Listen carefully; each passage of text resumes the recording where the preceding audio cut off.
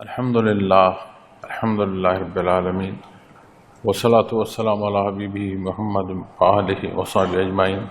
اما بعد فاعوذ باللہ من الشیطان الرجیم بسم اللہ الرحمن الرحیم وقلنا یا آدم اسکن انت وزوجک الجنات وکلا منها رغدا حیث شئتما ولا تقربا هذه الشجرة فتكونا من الظالمین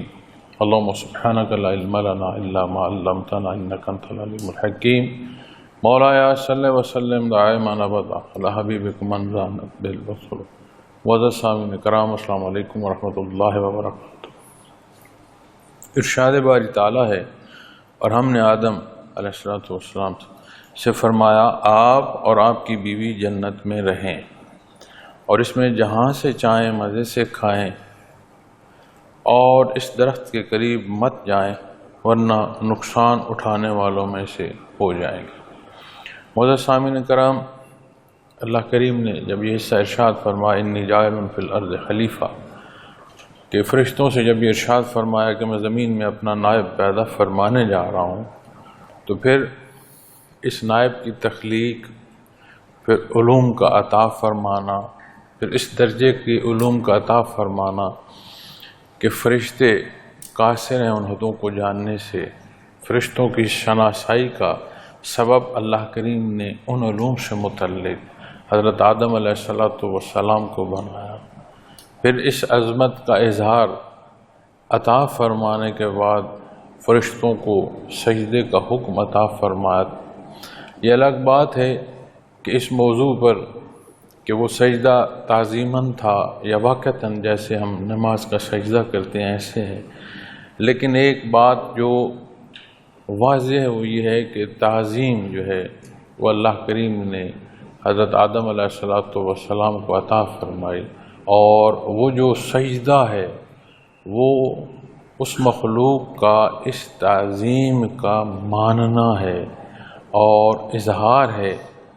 اپنے سے اس نائب کو اللہ کریم کا زیادہ قرب اور زیادہ بلندی جو اللہ نے اسے عطا فرمائی اس کا ماننا ہے، اقرار ہے۔ پھر ایک تسلسل میں متصل حصے جو ہیں زندگی کی وہ رواں ہو گئے۔ اللہ کریم نے اس کے بعد جو اگلا حصہ ارشاد فرمایا وَقُلْنَا يَا آدَمُ اسْكُنْ أَنْتَ وَزَوْجُكَ الْجَنَّةَ، کہ آدم علیہ السلام فرمایا آپ اور آپ کی بیوی جنت میں رہیں، یعنی تخلیق ہے، پھر علوم کا عطا فرمانا ہے، پھر عظمت عطا فرمائی گئی، اس کے بعد رہنے کا مسکن جنت عطا فرمائی۔ اب جو جانا اس جاننے کا عملی زندگی میں جو تجربہ ہے یہ وہ باب شروع ہوا۔ اب اس میں مفسرین کرام مختلف پہلو لیتے ہیں۔ جنت کے حوالے سے جب بات کرتے ہیں تو یہ بھی بات کرتے ہیں کہ یہ وہ جنت نہیں ہے جو مخلوق کو قیامت اور حساب کتاب کے بعد جو مخلوق جنت میں جائے گی، اس لیے کہ وہاں پر تو کوئی شے مانے ہے نہیں، وہاں کوئی امتحان مقصود نہیں ہے، اور وہاں اللہ کریم نے ارشاد فرمایا کہ اہل جنہ جو چاہیں گے وہ انہیں نصیب ہوگا۔ تو یہاں تو ایک حکم ہے کہ باقی جو حصے استعمال کریں سو کریں، لیکن ایک جگہ جو ہے وہ روک دیا گیا ہے، ایک جگہ امتحان آ گیا ہے، تو اس جنت کی تو یہ صورت نہیں۔ پھر دوسری بات کچھ اشارہ کو بھی لیتے ہیں، کسی زمین پر جو اللہ کریم نے حضرت آدم علیہ السلام اور آپ کی اولاد کو بسانا تھا، تو شاید کوئی ایسی جنت جو اللہ کریم نے دنیا میں پیدا فرمائی۔ تو یہ مختلف پہلو ہیں جو علماء کرام اپنے اپنے علمی درجے کے حوالے سے اور حد شرعی کے اندر رہتے ہوئے بحث فرماتے ہیں، لیکن جو حتمی بات ہے وہ یہ ہے کہ بے شمار اللہ کریم نے پہلو، چونکہ کوئی بھی کام جب کیا جاتا ہے تو اس کے بے شمار نتائج ہوتے ہیں، ایسے بہت سے نتائج جس سے مخلوق واقف ہوتی ہے تو ایسے بہت سے نتائج وہ بھی ہوتے ہیں جس سے ہم عمومی طور پر واقف نہیں ہوتے، کیونکہ ہر عمل کا کوئی نہ کوئی رد عمل ہوتا ہے۔ تو جب اللہ کریم نے حضرت آدم علیہ السلام کو رہنے کے لیے جنت کا لفظ استعمال فرمایا، تو پھر قرآن و احادیث میں اس جنت سے متعلق اس سے زائد ارشادات جو ہیں وہ نہیں ملتے، نہیں ارشاد فرمایا گیا۔ تو جو حتمی بات ہے وہ یہ ہے کہ جہاں تک جو حکم یا جہاں تک جو بات ارشاد فرما دی گئی ہے،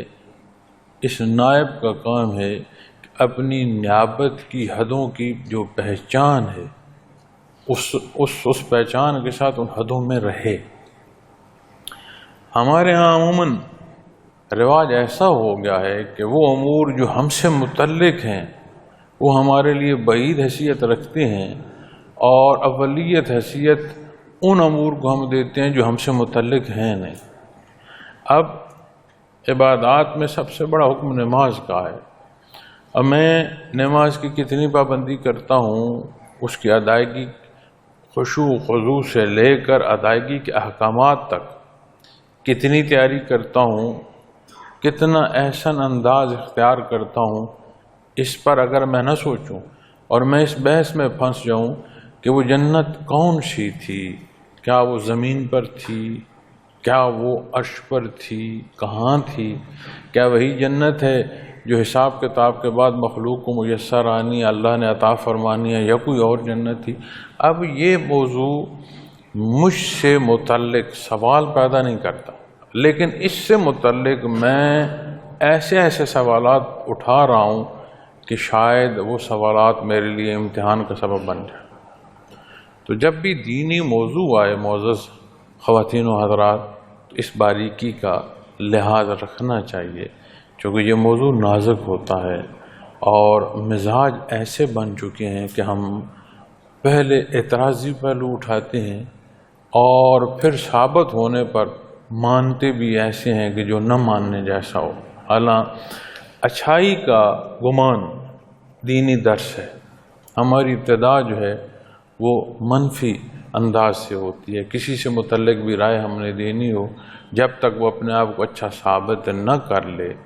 تب تک ہم اسے اچھا نہیں مانتے۔ حالانکہ دینی درس یہ ہے کہ جب تک کسی کی برائی ظاہر نہ ہو، اس سے متعلق جو گمان ہے وہ اچھائی کا رکھا ہے۔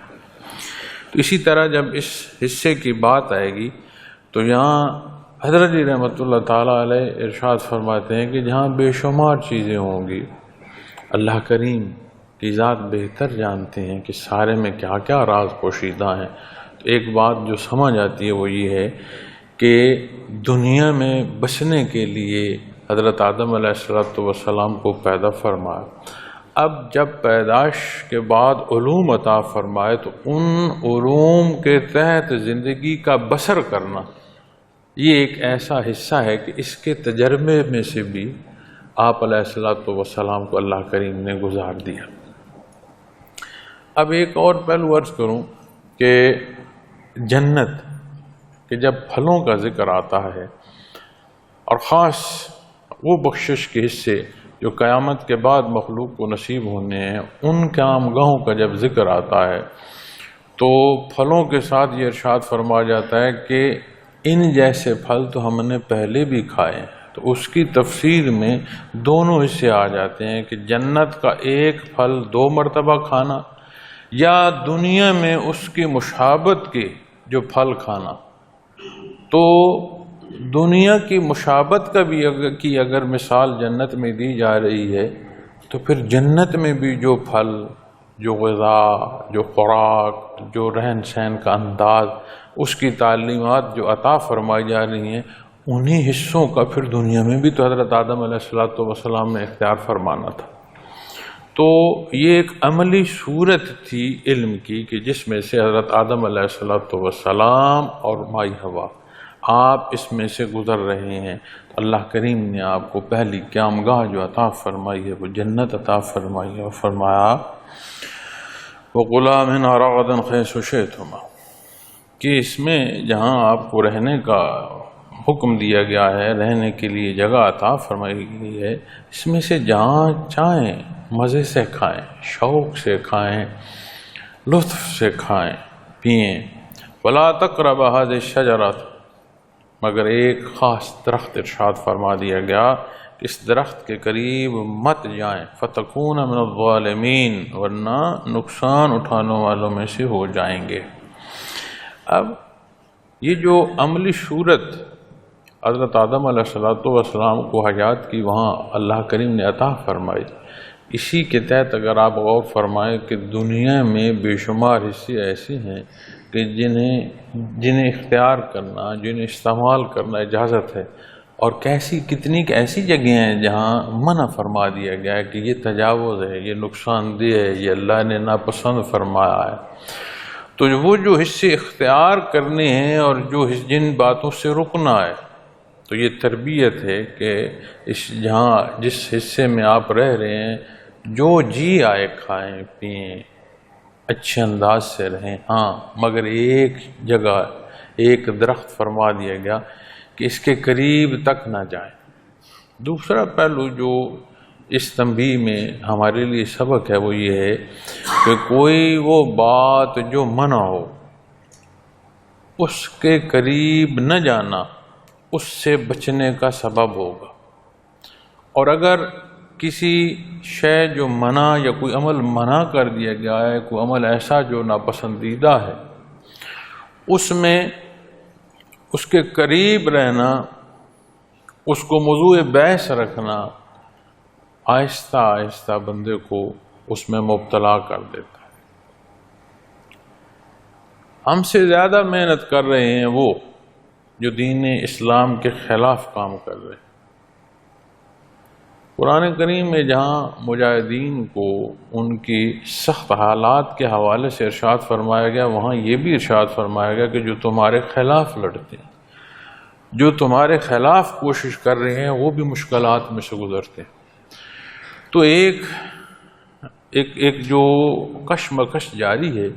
اس میں جو حق کے خلاف لڑ رہے ہیں وہ ہم سے زیادہ محنت کرتے ہیں، بھلا کس بات کا؟ کہ وہ اصول کیا ہیں جن پر اس امت کی تعمیر ہوتی ہے۔ تو آپ دیکھیے پوری کوشش کی گئی کہ تحریف کی جائے قرآن کریم میں۔ یہ قرآن کریم کو اللہ کریم نے عظمت عطا فرمائی کہ اسے حفاظت الہیہ نصیب ہے، اس میں کسی طرح کی کوئی آمیزش نہیں کر سکا، پوری کوشش کی گئی نہیں کر سکا۔ پھر کوشش کی گئی کہ ایسے لوگ متعارف کرائے جائیں، انہیں مسلمانوں کے سربراہ کی حیثیت سے مسلمان معاشروں میں جو ہے مخلوق تک ان کی ایک حیثیت کے ساتھ شناسائی کرائی جائے۔ انہوں نے کہا نماز کی ضرورت نہیں ہے، کہاں قرآن کریم میں ایسی نماز لکھی ہوئی ہے؟ آپ نماز دل میں سوچ لو تو ہو گئی، یہی کافی ہے، قرآن کریم میں کہاں رکوع سجود لکھے ہو؟ اب یہ بھودی باتیں ہیں، ان کا ایک جواب بے شمار اعتراضات کے پرخچے اڑا دیتا ہے، لیکن ان اعتراضات کا حوالہ یا جواب موضوع نہیں ہے۔ موضوع یہ ہے کہ ہم اپنے احکامات کو جس درجے کا ہمیں ان سے متعلق شناسائی، ان سے متعلق محنت، ان سے متعلق اختیار کرنے تک کا پہنچنا ہے، ہم اس میں کمزور ہیں۔ جو ہمارے خلاف کام کر رہے ہیں وہ اس میں زیادہ توانائی صرف کرتے ہیں۔ اسی میں ایک غور کیجئے جہاں جب یہ فرمایا گیا نا کہ وَلَا تَقْرَبَا هَذِهِ الشَّجَرَةَ فَتَكُونَ مِنَ الظَّالِمِينَ کہ قریب مت بھٹکیں وگرنہ آپ نقصان اٹھانے والوں میں سے ہو جائیں گے۔ تو آپ دیکھیں ہمارے معاشرے میں برائی کتنی عام کی جا رہی ہے، بے حیائی کتنی عام کی جا رہی ہے۔ آپ آج کا جو میڈیم ہے، سوشل میڈیا کے حوالے سے، آپ کے سکرین کے حوالے سے، ٹیلی ویژنز ہیں، آپ ان ذرائع ابلاغ ہیں، ان کو آپ دیکھیں تو آپ کوئی صالح شے ڈھونڈنے بھی جائیں تو آپ کو ایسی چیز آپ کی سکرین پر آ جائے گی جو نہ آپ ڈھونڈ رہے ہیں، لیکن وہ بے حیائی کا سبق دیے جا رہی ہے۔ اتنا آسان کر دیا گیا ہے جو ہے بے حیائی تک پہنچنا، اس میں مبتلا ہونا، اور ہم ہیں کہ ہم اپنے جو احکامات ہیں انہیں اختیار نہیں کرتے، اور اسی روش کا شکار ہوتے جا رہے ہیں جس روش کا ہمیں دین کے خلاف جو کام کرنے والے یا دین کے خلاف جو برسر پیکار قوتیں جو شیطان حزب الشیاطین ہیں، جو حزب الشیطان ہے، ان کی پیروی میں بھٹکتے رہتے ہیں۔ تو معزز سامعین کرام، اس بے حیائی میں یہ جو صورتیں ہمیں دکھائی جاتی ہیں، یہ ابتدا ہے اس بے حیائی میں ڈوبنے کی۔ جب اس ابتدا کو ہم دیکھنا شروع کر دیں تو آہستہ آہستہ بے حیائی میں بندہ مبتلا ہو جاتا ہے، اور یہ ایسا موذی مرض ہے کہ بے شمار نقصانات جو ہیں وہ ظاہر اور باطن دونوں کے کرتا ہے۔ باطنی تو بات بڑی واضح ہے کہ اللہ کریم سے دوری ہے، ایمان کی جو چاشنی ہے اس میں کمزوری ہے، اور ظاہری پہلو میں ذات سے لے کر خاندان تک کے اجڑنے کا سبب بنتا ہے۔ اور آپ غور کریں کہ ایسے لگتا ہے کہ جیسے بے حیائی ہمارے معاشرے کا حصہ بنانے کی کوشش کی جا رہی ہے، اور ہم اس بے حیائی کے پھیلنے میں ساتھ سبب ہو رہے ہیں۔ تو یہاں سے یہ بات سمجھ آتی ہے کہ جس برائی سے اللہ کریم نے رکنے کا حکم عطا فرمایا ہے، تو اس سے متعلق بے حیائی کے جتنے پہلو ہیں ہمیں وہیں ابتدا سے اس سے بچنا چاہیے۔ جتنا ہم اجتناب کریں گے بے حیائی سے بچنے کا، اتنا برائی تک کے پہنچنے سے بھی بچتے چلے آئیں۔ تو فرمایا فَتَكُونَ مِنَ الظَّالِمِينَ، ورنہ آپ نقصان اٹھانے والوں میں سے ہو جائیں۔ اب یہاں جب یہ ترجمہ ظالم کے حوالے سے کیا جائے تو یہاں موضوع بڑا نازک ہے، چونکہ ارشاد اللہ کریم فرما رہے ہیں، اور جس ذات کو ارشاد فرمایا جا رہا ہے وہ اللہ کریم کے نبی اور رسول ہے۔ حضرت آدم علیہ السلام کو مخاطب فرمایا جا رہا ہے، اور انبیاء علیہ السلام معصوم عن الخطا۔ اور آپ سے متعلق جب لفظ ظالم ترجمہ کیا جائے گا تو جو ترجمہ کر رہا ہے وہ اپنا نقصان کرے گا، اور آپ علیہ السلام کی ذات میں گستاخی کا مرتکب۔ اللہ کریم کی ذات غیور ہے، اولیاء اللہ سے جو دشمنی ہے اس سے وہ اپنے ذات سے دشمنی ارشاد فرماتا ہے۔ جو انبیاء علیہ السلام کی گستاخی کرے گا وہ پھر کہاں جا کر اس کی بات پہنچی، تو بہت بڑا خسارہ کو اٹھائے گا۔ اب لفظ ظلم پر جب بحث کرو گے تو ظلم ہوتا ہے کسی شے کا اپنے مقام سے ہٹا دینا، یہ ظلم ہے۔ اب کس درجے کا ہٹایا، کون سی شے تھی یا کون سی بات ہے، وہ ظلم اتنا بلند ہوتا جائے گا، اتنا بڑھتا جائے گا۔ ظلم بلند تو خیر کیا ہونا، ظلم تو گراوٹ ہی ہے، لیکن اتنا بڑا ظلم ہوتا جائے گا۔ اور یہی بات جب یہاں ارشاد فرمائی جا رہی ہے فَتَكُونَ مِنَ الظَّالِمِينَ، کہ اس کے قریب مت جائیے گا وگرنہ آپ نقصان اٹھانے والوں میں سے ہو جائیں گے۔ اللہ کریم نے یہ ایک امتحان اس دارالعمل سے پہلے انہیں ایک امتحان کے ساتھ جو ہے وہ منسلک کر دیا۔ پھر ارشاد فرمایا فَأَضَلَّهُمَ الشَّيْطَانُ عَنْهَا فَأَحْرَجَهُمَا مِمَّا كَانَ فِيهِ، فرمایا پھر شیطان نے ان کو اس سے بہکایا تو جس میں تھے، یعنی جس عیش و نشاط میں تھے اس سے ان کو نکلوا دیا۔ معزز سامعین کرام، پہلے تنبیہ فرمائی گئی کہ یہاں احتیاط کیجئے، یہاں سے رک جائیے، نہیں تو نقصان اٹھائیں گے۔ دوسرے حصے میں اگلی بات جو شیطان کی دشمنی ہے وہ بیان فرمائی گئی۔ اب جہاں یہ واقعہ بیان فرمایا جا رہا ہے وہاں ہمیں اپنی ابتدا سے آشنائی عطا فرمائی جا رہی ہے کہ کہاں کیا کتنا اللہ کریم پر تم پر احسان ہے۔ تو فرمایا پھر شیطان نے ان کو اس سے بہکایا۔ اب شیطان نے بہکایا، اس میں مختلف حصے جو روایات کے ملتے ہیں۔ پھر اس درخت کے حوالے سے جو بات ملتی ہے کہ جس سے منع فرمایا گیا تھا، اس میں گندم کا ذکر آتا ہے جو اکثر، لیکن اور بھی بے شمار جو ہیں جنس بیان کیے جاتے ہیں، لیکن قرآن و حدیث میں اس کا تذکرہ نہیں فرمایا گیا۔ تو ہمارے لیے اتنا کافی ہے کہ کوئی ایک شے خوراک کے حوالے سے ایسی تھی جسے اللہ کریم نے منع فرمایا۔ تو شیطان نے بہکایا۔ اب شیطان کا جنت میں جانا، جب وہاں سے اللہ کریم کے حضور سے اسے نکال دیا گیا تو پھر یہ جنت میں کیسے گیا، تو اس پر بھی علماء کرام بحث کرتے ہیں۔ اور ایک حوالہ جو قرآن کریم میں فرما دیا گیا ہے مختلف جگہ پر کہ اہل جنت اور اہل دوزخ کا کلام ہوگا، کہ اہل جنت جب اپنے شناسا لوگوں سے متعلق بات کریں گے تو وہ انہیں دیکھیں گے کہ وہ دوزخ میں کس حال میں ہیں، اور اہل دوزخ بھی انہیں پہچانیں گے بھی صحیح، اور ان کی حالت سے بھی آشنائی پائیں گے کہ کیسی سہولت میں رہ رہے ہیں، تو پھر ان سے اپنے لیے کھانا یا پینے کی شے جو ہے وہ بھی مانگیں گے۔ اب جو سمجھنے کی بات ہے وہ یہ ہے کہ دارالعمل جو ہے یہ اس سبب کے تحت ہے۔ اب اس دارالعمل سے جب بندہ برزخ میں منتقل ہوتا ہے تو برزخ دارالعمل نہیں رہتا، وہاں کی صورت، اس جہان کے جو اصول ہیں وہ الگ ہو جاتے ہیں۔ اسی طرح جب بات بالائے آسمان کی آ جائے یا بات جنت کی آ جائے تو قرآن کریم سے جب ہم اپنے لیے رہنمائی لیں گے تو یہ بات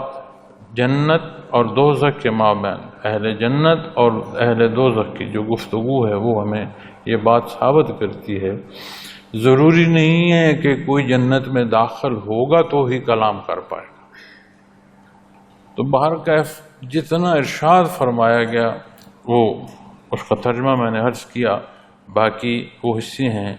جو تشریح ہیں جن کی تفسیر کی جاتی ہے، جن پر مختلف حصوں پر بحث علماء کرام فرماتے ہیں۔ تو شیطان کا جنت میں جانا یہ کوئی ضروری نہیں ہے کہ وہ جنت میں ہی گیا تو اس نے کلام کیا، کیونکہ وہ تو دھتکارا ہوا ہو گیا، اسے تو اللہ کریم نے نکال دیا۔ لیکن جو بھی صورت کلام کی ہوئی بہام کلام ہوا، چونکہ اس کی شہادت یہی آیات کریمہ دے رہی ہیں۔ اس سے آگے جہاں تفصیلاً واقعہ بیان فرمایا گیا وہاں قرآن کریم اس کلام کی، بہم کلام کی شہادت دے رہا ہے۔ جو صورت بھی ہوئی، آپ جنت کے دروازے پر آئے، آپ جنت سے نکل کر آسمانوں پر آئے، لیکن یہ جو گفتگو ہوئی اس میں شیطان نے بہکاوا دیا۔ ایسا نہیں ہے کہ انہوں نے غلطی جانتے ہوئے، بوجھتے ہوئے غلطی جو ہے وہ کی کہ حکم سے تجاوز کیا، ایسی نہیں بات۔ چونکہ دوسری جگہ قرآن کریم میں آپ علیہ الصلوۃ والسلام کے حوالے سے یہ بھی فرمایا گیا ہے کہ آپ کا مقصد غلطی کرنا نہیں تھا، کیونکہ انبیاء علیہ الصلوۃ والسلام میں نے عرض کیا معصوم عن الخطا ہے، انہیں حفاظت الہیہ کا وہ درجہ حاصل ہے کہ وہ معصوم ہوتے ہیں، وہ دانشتہ غلطی نہیں کر سکتے۔ اب جہاں بات آتی ہے بشریت کے حوالے سے، اسباب کے حوالے سے، بشری تقاضوں کے حوالے سے تو بے شمار پہلو ہیں، لیکن دانشتہ تجاوز نہیں ہے۔ شیطان نے دوسری جگہ آتا ہے کہ شیطان نے قسم بھی کھائی اللہ کی، تو دھوکہ دیا آپ علیہ الصلوۃ والسلام کو۔ لیکن غلطی سے بھی کوئی عمل جب صادر ہو جاتا ہے تو عمل کا رد عمل ہوتا ہے۔ آپ علیہ الصلوۃ والسلام نے جو آپ سے شیطان نے دھوکہ کیا اور جس جگہ سے رکنے کا حکم تھا، جس بات سے رکنے کا حکم تھا اسے اختیار کیا، تو یہ تو ایک عمل ہو گیا۔ اب اس کے نتیجے کی بات آئے گی تو نتیجے میں فرمایا فَأَخْرَجَهُمَا مِمَّا كَانَ فِيهِ، تو جہاں جس عیش میں رہ رہے تھے، جس سہولت میں رہ رہے تھے، وہاں سے نکلنا پڑا۔ تو سمجھ آئی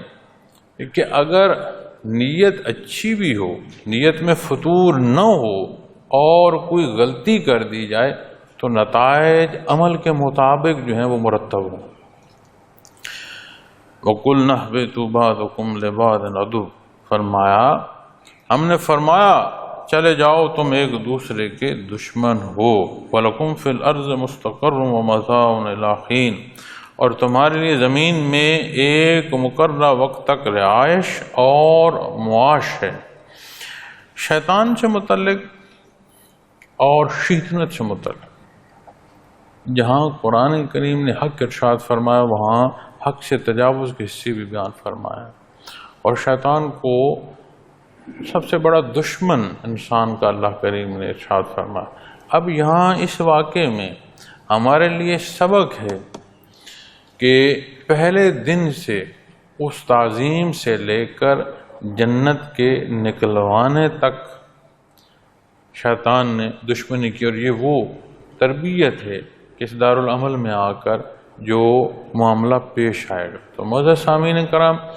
اس بات کو اس انداز سے لینا کہ اگر شیطان نہ یہ عمل کرتا یا حضرت آدم علیہ السلام یہ دھوکہ نہ کھاتے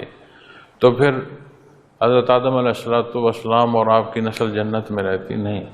چونکہ اللہ کریم نے ارشاد فرمایا انی جاعل فی الارض خلیفہ، یہ جو نیابت کا مقام اللہ کریم عطا فرمایا فی الارض فرمایا، فی جنہ نہیں ارشاد فرمایا، تو آنا حتمی طور پر زمین پر ہی تھا، اور یہی وقت تھا چونکہ دنیا میں کوئی شے ایسی نہیں ہے جو اللہ کریم کے، بلکہ کوئی شے دنیا کا ہر شے اللہ کریم کے دست و قدرت میں ہے، کوئی شے ایسی نہیں ہے جو از خود ہو جائے اور پھر اس کی اطلاع بارگاہ عزی میں پہنچ رہی ہو، یہ ایسی بات نہیں ہے۔ تو فرمایا،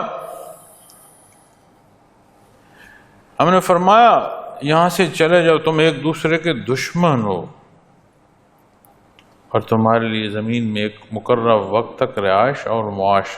وہی بات جس مقصد کو پیدا فرما۔ اگر اللہ کریم ہمیں ایسا پیدا فرما دیتے کہ جیسے سانس لینا ہمارا ایک طبعی عمل ہے، ایک قدرتی مزاج کا حصہ ہے، از خود ہے، اسی طرح اگر عبادت کا اختیار کرنا اور تجاوز سے رکنا یہ بھی فطرت انسانی میں رکھ دیا جاتا تو پھر یہ فرشتہ نما مخلوق کی ہوتی، پھر یہ بشر نہ ہوتا۔ بشر کی جو حصے نیابت کی ہیں، یہ جس کا نائب ہے اس سے شناسائی، جہاں اس نے رکھا وہاں کا تصرف اس کے حکم کے تحت، اور اپنے تصرف کے بعد اپنے مالک کو جواب دہی۔ یہ جہاں بھی دنیا میں آپ دیکھ لیں کہ نظام ہائے حیات میں آپ کو بے شمار مثالیں ملیں گی کہ نائب کی حیثیت سے جہاں کام سونپا جاتا ہے، مالک سے شناسائی حدود و قیود تک کی جو اپنے اختیار کے ہیں، پھر جس جگہ جس سے متعلق نیابت ہے ان حصوں سے شناسائی، پھر جو عمل اختیار کیا، جو سنبھالا، جو تعمیر کی، جو کمی بیشی ہوئی، واپس جواب دہی۔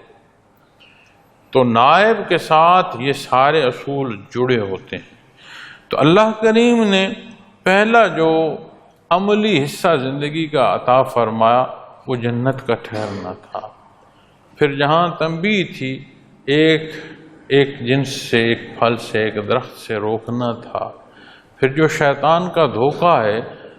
اس معصوم ہستی کا اس دھوکے سے منہ میں مبتلا ہونا، پھر نتیجتاً اس زندگی سے نکلنا اور تکلیف سے گزرنا ہے۔ لیکن ساتھ جو بات بہت واضح ہو رہی ہے کہ جو شیطان ازلی دشمن ہے، جہاں جہاں جتنا ہم اس کا اقرار یا اس کی بات مانتے جائیں گے اتنا نقصان بھی اٹھاتے جائیں گے، کیونکہ وہ کوئی وار ضائع نہیں کرنا چاہے گا، وہ ہر وار میں ہمیں اللہ سے دور کرنا چاہے گا۔ تو پھر فرمایا کہ جہاں جس مقصد کو، جس جگہ جس مقام کے لیے پیدا فرمایا، تمہارے لیے زمین میں ایک مقررہ وقت تک رہائش۔ ایسا نہیں ہے کہ ہر شے جو ہے وہ مقرر نہیں ہے، زائد ہے یا کم ہے، کس کا کیا نصیبہ ہے، کس کے لیے کیا دنیا کی زندگی میں وسعتیں ہیں یا تنگیاں ہیں، مقام بلند ہے یا کمزور ہے، وجودی طاقت کیا ہے، ذہنی استعداد کیا ہے، حالات کیا، ہر شے معزز سامعین کرام طے ہے۔ اس میں جب یہ فرمایا کہ ایک مقررہ وقت تک رہائش اور معاش طے ہے، تو بحیثیت مسلمان اپنے حالات پر اللہ کریم کا شکر ادا کرنا، چونکہ یہ ساری باتیں ماننا ہمارے ایمان کا حصہ ہے، اور جب ان باتوں کو ہم مان رہے ہیں تو پھر یقینی بات جو سمجھ آتی ہے کہ جس کو جہاں، جس مقام، جس استطاعت اور جب تک کے لیے اللہ نے رکھا ہے وہی اس کا مقام۔ تو اپنے مقام سے ناشکری ہے کہ دوسرے مقام کا سوچا جائے اور اپنے مقام پر شکر ادا نہ کیا جائے۔ بہتری کی تدبیر کرنا، سہولت اور آسائش کے لیے جائز جو محنت ہے وہ اسلام تو منع نہیں فرماتا، لیکن کسی دوسرے کی سہولت کو دیکھ کر اس سے کوڑنا یہ ظلم ہوگا، یہ زیادتی ہوگی۔ پھر اسباب اختیار نہ کیے جائے، محنت نہ کی جائے اور سمجھا جائے کہ شے حاصل ہو جائے، یہ عالم آب و گل کا جو اصول ہے یہ اس کے خلاف ہے، ایسا ہوگا نہیں۔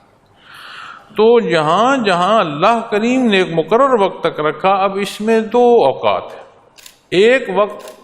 کل مخلوق کا، حضرت آدم علیہ السلام کا دار دنیا میں تشریف لانا اور دنیا سے آخری فرد کا اٹھنا، کل انسانیت کی حیات ایک بات،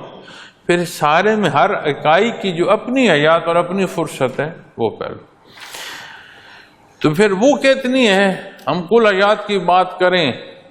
تو بھی ایک طرف نہ ختم ہونے والا وقت ہے اور ایک طرف ایک طے شدہ وقت ہے۔ تو جہاں طے شدہ اور دوسری طرف بے حد و حساب بات آ جائے تو موازنہ ختم ہو جاتا ہے، لیکن اگر ہم مزید غور کریں اور اکائی وہ جو میں اور آپ ہیں اپنے وقت اور اپنے فرصت کو لے آئیں تو بڑا تھوڑا اور بڑا محدود ہے اور معاش ہے۔ اب ایسا نہیں ہے کہ جو مخلوق پہلے گزر گئی وہ ہمارے حصے کا کھا گئی یا وہ اپنے حصے کا چھوڑ گئی، تو یہ بھی غلط فہمی ہے کہ کوئی یہ سمجھے کہ میں زور بازو سے جو رزق جمع کر لوں گا۔ رزق وہی جمع ہوگا جو تیرے حصے میں ہے،